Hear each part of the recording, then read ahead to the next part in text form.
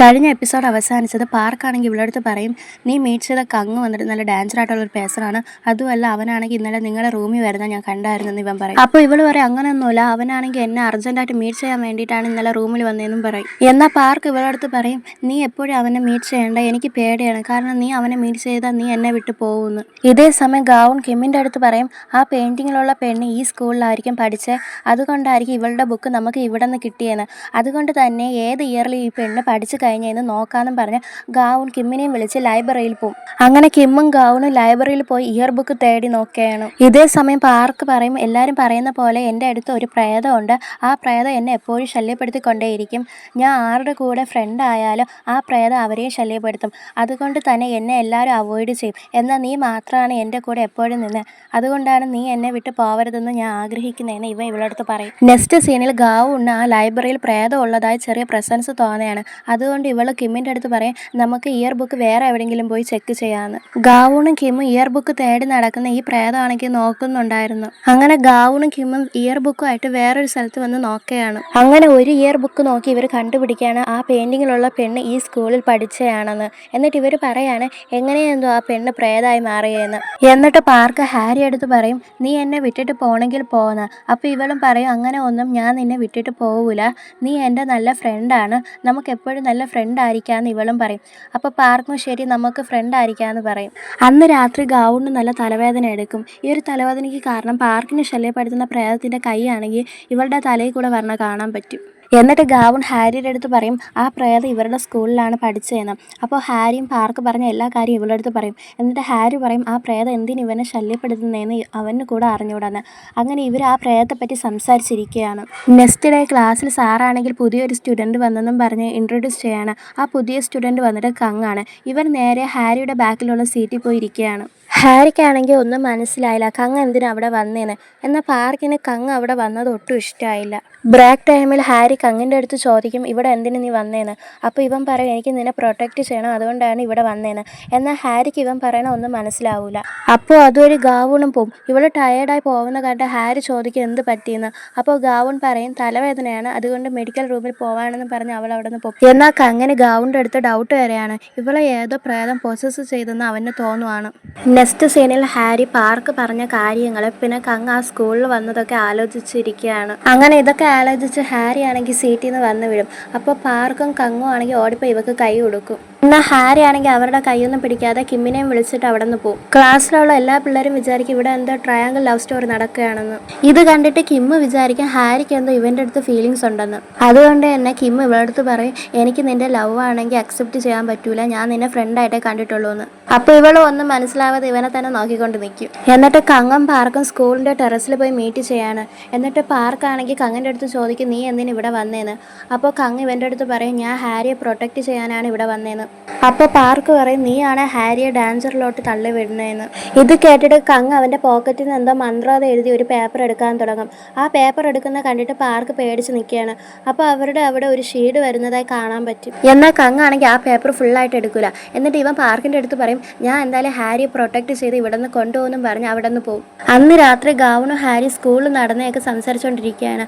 പെട്ടെന്നാണ് ഗൗൺ വിയേർഡായിട്ട് പെരുമാറുന്നത്. ലൈബ്രറിയിൽ കണ്ട പ്രേതമാണെങ്കിൽ ഗൗണിനെ പൊസസ് ചെയ്തായിരുന്നു. എന്നിട്ട് ഗൗൺ ഹാരിയുടെ അടുത്ത് ഒരു വിയേർഡായിട്ടുള്ള വോയിസിൽ പറയും, നീ പാർക്കിൻ്റെ അടുത്ത് മിണ്ടരുത്, അവനെ വിട്ടു പോകുന്നു. ഹാരിയും പേടിച്ച് ഗൗണിനെ വന്ന് വിളിക്കും. അപ്പോൾ ആ പ്രേതവും അവിടെ നിന്ന് പോകും. ഇതേ സമയം കങ്ങിനെ കാണിക്കുകയാണ്. കങ്ങ് നല്ല വീക്കായിട്ടിരിക്കുകയാണ്. കങ്ങ് പറയാണ്, ഇനി കുറച്ച് സമയം കൂടെ ഇവൻ്റെ കയ്യിലുള്ളൂ എന്ന്. നെക്സ്റ്റ് സീനിൽ ഹാരിയും ഗൗണും സംസാരിച്ചുകൊണ്ടിരിക്കുകയാണ്. ഹാരി വിചാരിക്കും ഇന്നലെ രാത്രി നടന്ന സംഭവം ഇവളടുത്ത് പറയണമെന്ന്. ഇവളടുത്ത് അഥവാ പറഞ്ഞ് ഇവൾ പേടിക്കുമെന്നും പറഞ്ഞ് അവൾ പറയുകയില്ല. കങ്ങും ഇവർ സംസാരിച്ചുകൊണ്ടിരിക്കണം നോക്കുകയാണ്. അപ്പോൾ കങ്ങിനാണെങ്കിൽ ഗൗണിൻ്റെ അടുത്ത് ഒരു പ്രേതമുള്ള പ്രസൻസ് തോന്നുകയാണ്. എന്നിട്ട് കിമ്മ് ഹാരിയുടെ അടുത്ത് പറയും, ഗൗൺ ഇപ്പോൾ ഡാൻസറിലാണ്. അപ്പോൾ ഇവളും ചോദിക്കും എന്തുകൊണ്ടെന്നൊക്കെ. അപ്പോൾ കിമ്മ് പറയും, വാ ഞാൻ പറയാമെന്നും പറഞ്ഞ് ഇവനാണെങ്കിൽ ഇവളെ ഒരു ഡോറിൻ്റെ അടുത്ത് കൊണ്ടുപോകും. ആ ഡോറിലാണെങ്കിൽ ഇവൻ നേരത്തെ എടുത്ത് ആ ഒരു മന്ത്രവാദം എഴുതിയ പേപ്പർ ഒട്ടിക്കും. അങ്ങനെ ഇവർ രണ്ടുപേരും ആ ഡോറിൻ്റെ അകത്തൂടെ കയറിപ്പോവും. ഇതാണെങ്കിൽ പാർക്കും കാണുന്നുണ്ടായിരുന്നു. കങ് ആ ബോക്സിനുള്ളിൽ ഒരു മാജിക് ചെയ്ത് ഇവളെ ആണെങ്കിൽ ഒരു റെസ്റ്റോറൻറ്റിലോട്ട് കൂട്ടിക്കൊണ്ട് പോവുകയാണ്. ഇത് കണ്ട് ഇവളും ഷോക്കായി. ഇവൻ്റെ അടുത്ത് ചോദിക്കും, നീ ഇതെങ്ങനെ ചെയ്തത്, നീ വല്ല മജീഷ്യനും ആണോ എന്ന്. അപ്പോൾ കങ് പറയും, നീ ഫസ്റ്റ് കഴിക്കും, നിനക്ക് സ്ട്രോബെറി ഇഷ്ടമില്ലെന്നും പറഞ്ഞ് ഇവനാണെങ്കിൽ സ്ട്രോബെറി സ്ട്രോബെറി ഐസ്ക്രീം ഒക്കെ എടുത്തു കൊടുക്കും. ഇതേ സമയം ഇവക്കാണെങ്കിൽ ചെറിയൊരു ഓർമ്മ വരെയാണ്. അത് വന്നിട്ട് ഈ ഒരു സീനാണെങ്കിൽ ഇവള് നേരത്തെ എക്സ്പീരിയൻസ് ചെയ്ത പോലെ ആയിരുന്നു. എന്നാൽ ഹാരി ആണെങ്കിൽ ഇവൻ്റെ അടുത്ത് ഇതൊന്നും പറയില്ല. എന്നിട്ട് ഇവള് പറയും ഇന്നലെ രാത്രി ഗൗൺ ആണെങ്കിൽ കുറച്ച് വിയേർഡായിട്ട് പെരുമാറിയെന്ന്. അപ്പോൾ കങ് ഇവളടുത്ത് പറയും ഗൗണ വന്നിട്ട് പാർക്കിൻ്റെ കൂടെയുള്ള പ്രേതമാണെങ്കിൽ പൊസസ് ചെയ്തിരിക്കുകയാണ്, അതുകൊണ്ട് കിമ്മിൻ്റെ അടുത്ത് നീ പറയണം അവളെ കെയർഫുള്ളായിട്ട് നോക്കണമെന്ന്. ഹാരി ആണെങ്കിൽ ഇതൊക്കെ കേട്ട് കിമ്മിനെ കോൾ ചെയ്യും. ഈ ഒരു സമയം ഗൗണും കിമ്മും ഓരോന്ന് സംസാരിച്ച് വരെയാണ്. അപ്പോൾ ഗൗൺ പറയും ഞാൻ വാഷ്റൂമിൽ പോയിട്ട് വരാമെന്ന്. വാഷ്റൂമിൽ പോകുമ്പോൾ ആ പ്രേതമാണെങ്കിൽ ഇവളെ ഫുള്ളായിട്ട് പൊസസ് ചെയ്യും. എന്നിട്ട് കിം ഹാരിയുടെ കോൾ അറ്റൻഡ് ചെയ്തിട്ട് ചോദിക്കുക എന്തിനാ വിളിച്ചതെന്ന്. അപ്പോൾ ഹാരി ആണെങ്കിൽ ഇവൻ്റെ അടുത്ത് പറയും നീ ഗൗണ ഒന്ന് സൂക്ഷിച്ചോന്നു. ഗൗണും വെളിയിൽ വരും. ഇവളുടെ മുഖം ഇപ്പോൾ കണ്ട ഒരു പ്രേതത്തിനെ പോലെ തന്നെ ഉണ്ട്. ഇത് കണ്ട് കിം നല്ല പേടിച്ച് അവിടെ ബോധം കെട്ട് വീഴും. അങ്ങനെ ഹാരി ആണെങ്കിൽ കിം പേടിക്കുന്ന സൗണ്ട് ഫോണിൽ കൂടെ കേൾക്കുകയാണ്. അപ്പോൾ അവൻ എന്താ പറ്റിയെന്നും പറഞ്ഞ് ഇവർ രണ്ടുപേരും അവൻ്റെ അടുത്ത് ഓടി വരികയാണ്. ഈ ഒരു സമയം ഗൗൺ നേരെ പാർക്കിൻ്റെ അടുത്താണ് പോണേ. എന്നിട്ട് ഗൗണിൻ്റെ ഉള്ളിലുള്ള ആ പ്രേതമാണെങ്കിൽ ഇവനെ കൊല്ലാൻ ട്രൈ ചെയ്യാണ്. ഈ ഒരു സൗണ്ട് കേട്ട് കങ്ങും ഹാരി അവിടെ വരും. എന്നിട്ട് ഇവർ പറയും പാർക്കിനെ വെറുതെ വിടാനെന്ന്.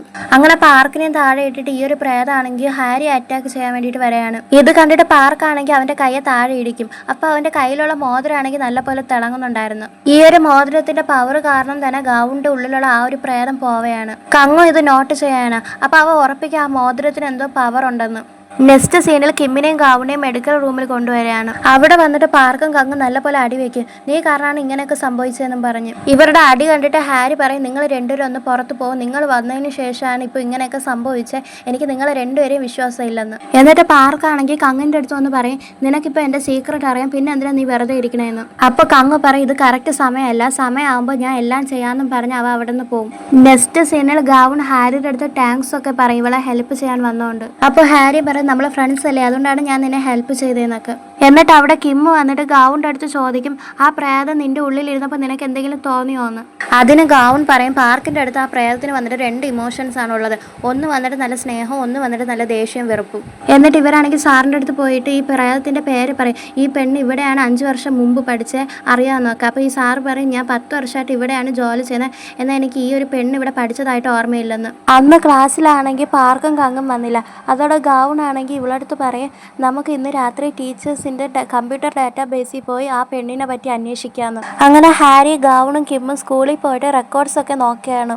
ഇവർ ആ റെക്കോർഡ്സ് കണ്ട് ഷോക്ക് ആവുകയാണ്. കാരണം ഇവരുടെ സ്കൂൾ റെക്കോർഡ് ഒഴികെയുള്ള ബാക്കി എല്ലാ റെക്കോർഡ്സും ബ്ലാങ്ക് ആയി കിടക്കുന്നു. അങ്ങനെ ഇവർ ഒന്നും മനസ്സിലാവാതെ സ്കൂളിൽ നിന്ന് പുറത്തു വരും. അപ്പോൾ അവിടെയാണെങ്കിൽ പാർക്കും വരും. എന്നിട്ട് ഇവൻ പറയും നിങ്ങൾ ആ പ്രേതത്തിൻ്റെ സ്കൂൾ റെക്കോർഡ് നോക്കിയാലേ പോയെന്ന്, എന്നാൽ ഞാനും അവിടെ പോയിരുന്നു, എനിക്ക് ആ റെക്കോർഡാണെങ്കിൽ കിട്ടിയില്ലെന്ന്. എന്നിട്ട് ഇവൻ പറയും ആ പ്രേതമാണ് ആ റെക്കോർഡൊക്കെ ബ്ലാങ്ക് ആക്കിയത്, അതുമല്ല ആ പ്രേതമാണെങ്കിൽ സ്റ്റുഡൻസിൻ്റെ ടീച്ചേഴ്സിൻ്റെ മൈൻഡൊക്കെ മാനിപ്പുലേറ്റ് ചെയ്തെന്നു. ഇതേ സമയം കങ് അവിടെ എന്തോ മന്ത്രവാദം ചെയ്യുവാണ്. അപ്പോൾ അവൻ്റെ മുൻപിലാണെങ്കിൽ പാർക്കിനെ ശല്യപ്പെടുത്തുന്ന പ്രേതം വരെയാണ്. ഇതോടെ ഈ ഒരു എപ്പിസോഡ് കഴിയാണ്. ഈ ഒരു ഡ്രാമ ഇഷ്ടപ്പെട്ടാൽ സബ്സ്ക്രൈബ് ലൈക്കും കമൻറ്റും ചെയ്യാം.